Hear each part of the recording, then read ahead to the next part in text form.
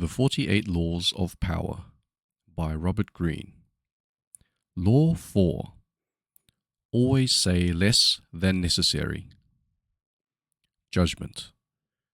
When you are trying to impress people with words, the more you say, the more common you appear and the less in control. Even if you are saying something banal, it would seem original if you make it vague, open-ended, and sphinx-like. Powerful people impress and intimidate by saying less. The more you say, the more likely you are to say something foolish. Transgression of the law. Gnaeus Marcius, also known as Coriolanus, was a great military hero of ancient Rome. In the first half of the 5th century BC, he won many important battles, saving the city from calamity time and time again. Because he spent most of his time on the battlefield, few Romans knew him personally, making him something of a legendary figure. In 454 BC, Coriolanus decided it was time to exploit his reputation and enter politics. He stood for election to the high rank of consul. Candidates for this position traditionally made a public address early in the race, and when Coriolanus came before the people, he began by displaying the dozens of scars he had accumulated over 17 years of fighting for Rome. Few in the crowd rarely heard the lengthy speech that followed. Those scars, proof of his valor and patriotism, moved the people to tears. Coriolanus's election seemed certain. When the polling day arrived, however, Coriolanus made an entry into the forum, escorted by the entire Senate and by the city's patricians, the aristocracy. The common people who saw this were disturbed by such a blustering show of confidence on election day. And then Coriolanus spoke again, mostly addressing the wealthy citizens who had accompanied him. His words were arrogant and insolent. Claiming certain victory in the vote, he boasted of his battlefield exploits, made sour jokes that appeared only to the patricians, voiced angry accusations against his opponents, and speculated on the riches he would bring to Rome. This time, the people listened. They had not realized that this legendary soldier was also a common braggart. News of Coriolanus's second speech spread quickly through Rome, and the people turned out in great numbers to make sure he was not elected. Defeated, Coriolanus returned to the battlefield, bitter and vowing revenge on the common folk who had voted against him. Some weeks later, a large shipment of grain arrived in Rome. The Senate was ready to distribute this food to the people for free. But just as they were preparing to vote on the question, Coriolanus appeared on the scene and took the Senate's floor. The distribution, he argued, would have a harmful effect on the city as a whole. Several senators appeared won over, and the vote on the distribution fell into doubt. Coriolanus did not stop there. He went on to condemn the concept of democracy itself. He advocated getting rid of the people's representatives, the tribunes, the turning over and governing of the city to the patricians. When word of Coriolanus's latest speech reached the people, their anger knew no bounds. The tribunes were sent to the Senate to demand that Coriolanus appear before them. He refused. Riots broke out all over the city. The Senate, fearing the people's wrath, finally voted in favor of the grain distribution. The tribunes were appeased, but the people still demanded that Coriolanus speak to them and apologize. If he repented and agreed to keep his opinions to himself, he would be allowed to return to the battlefield. Coriolanus did appear one last time before the people, who listened to him in rapt silence. He started slowly and softly, but as the speech went on, he became more and more blunt. Yet again, he hurled insults. His tone was arrogant, his expression disdainful. The more he spoke, the angrier the people became. Finally, they shouted him down and silenced him. The tribunes conferred, condemned Coriolanus to death, and ordered the magistrates to take him at once to the top of the Tarpeian rock and throw him over. The delighted crowd seconded the decision. The patricians, however, managed to intervene, and the sentence was commuted to a lifelong banishment. When the people found out that Rome's great military hero would never return to the city, they celebrated in the streets. In fact, no one had ever seen such a celebration, not even after a defeat of a foreign enemy. Interpretation. Before his entry into politics, the name Coriolanus evoked awe. His battlefield accomplishments showed him as a man of great bravery. Since the citizens knew little about him, all kinds of legends became attached to his name. The moment he appeared before the Roman citizens, however, and spoke his mind, all that grandeur and mystery vanished. He bragged and blustered like a common soldier. He insulted and slandered people as if he felt threatened and insecure. Suddenly, he was not at all what the people had imagined. The discrepancy between the legend and the reality proved immensely disappointing to those who wanted to believe in their hero. The more Coriolanus said, the less powerful he appeared. A person who cannot control his words shows that he cannot control himself and is unworthy of respect. Had Coriolanus said less, the people would never have had a cause to be offended by him, would never have known his true feelings. He would have maintained his powerful aura, would certainly have been elected consul, and would have been able to accomplish his anti-democratic goals. But the human tongue is a beast that few can master. It strains constantly to break out of its cage, and if it's not tamed, it will run wild and cause you grief. Power cannot accrue to those who squander their treasure of words. Observance of the law. In the court of Louis XIV, nobles and ministers would spend days and nights debating issues of the state. They would confer, argue, make and break alliances, and argue again, until finally the critical moment arrived. Two of them would be chosen to represent the different sides to Louis himself, who would decide what should be done. After these persons were chosen, everyone would argue some more. How should the issues be phrased? What would appeal to Louis? What would annoy him? At what time of day should the representatives approach him, and in what part of the Versailles Palace? What expression should they have on their faces?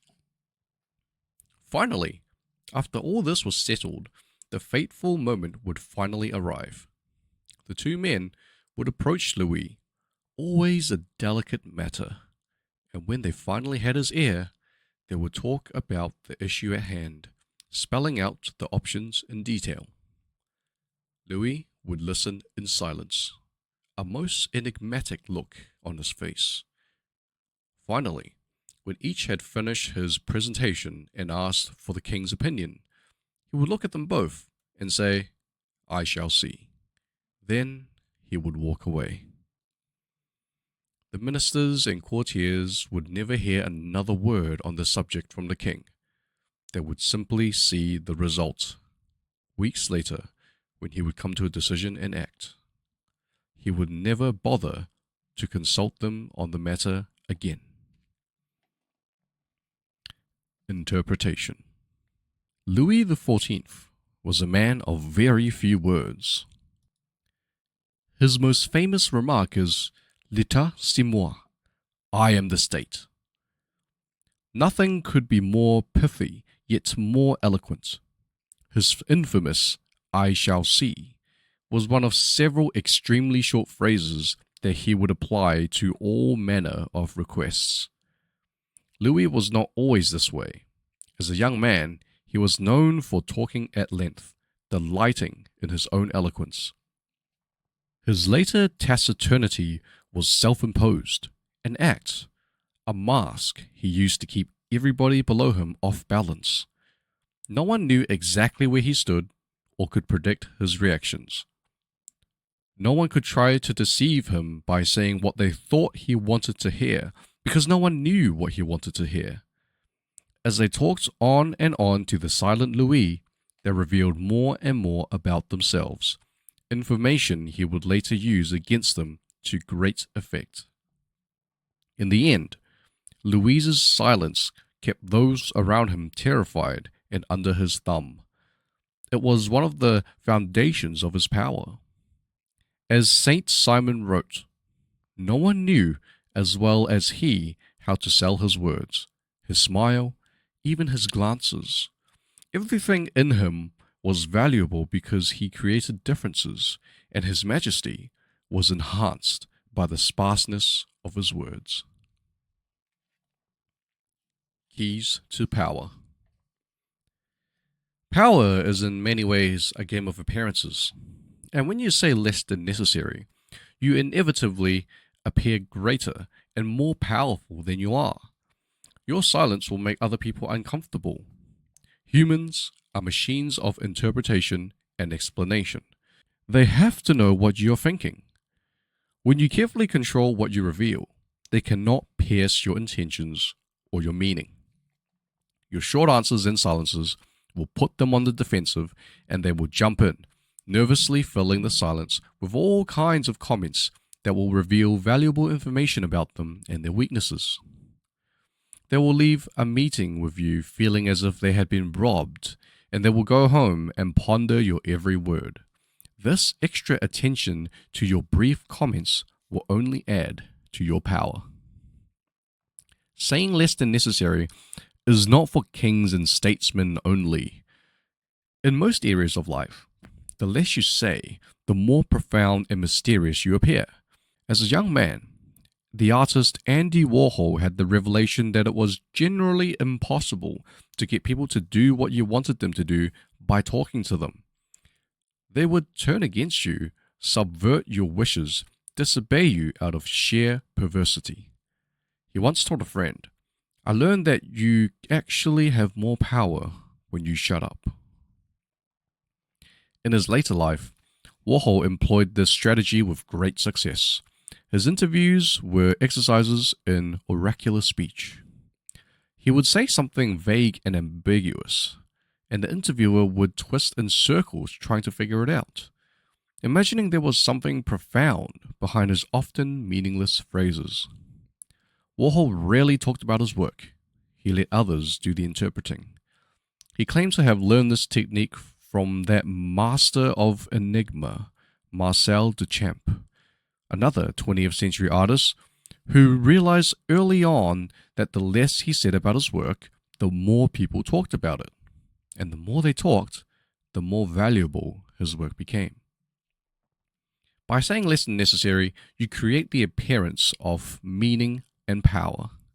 Also, the less you say, the less risk you run of saying something foolish, even dangerous. In 1825, a new Tsar, Nicholas I, ascended the throne of Russia. A rebellion immediately broke out, led by liberals demanding that the country modernize, that its industries and civil structures catch up with the rest of Europe. Brutally crushing this rebellion, the Decembrist uprising, Nicholas I sentenced one of its leaders, Qwerty to death. On the day of the execution, Ryleyev stood on the gallows, the noose around his neck. The trapdoor opened, but as Ryleyev dangled, the rope broke, dashing him to the ground. At the time, events like this were considered signs of providence or heavenly will, and a man saved from execution this way was usually pardoned. As Ryleyev got to his feet, Bruised and dirtied, but believing his neck had been saved, he called out to the crowd, "You see, in Russia, they don't know how to do anything properly, not even how to make a rope." A messenger immediately went to the Winter Palace with the news of the failed hanging. Vexed by this disappointing turnabout, Nicholas I nevertheless began to sign the pardon. But then, did Ryleyev say anything after this miracle? The Tsar asked the messenger. "Sire," the messenger replied, "he said that in Russia they don't even know how to make rope." "In that case," said the Tsar, "let us prove the contrary." And he tore up the pardon. The next day, Ryleyev was hanged again. This time, the rope did not break. Learn the lesson. Once the words are out, you cannot take them back. Keep them under control. Be particularly careful with sarcasm. The momentary satisfaction you gain with your biting words will be outweighed by the price you pay. Reversal. There are times when it is unwise to be silent. Silence can arouse suspicion and even insecurity, especially in your superiors.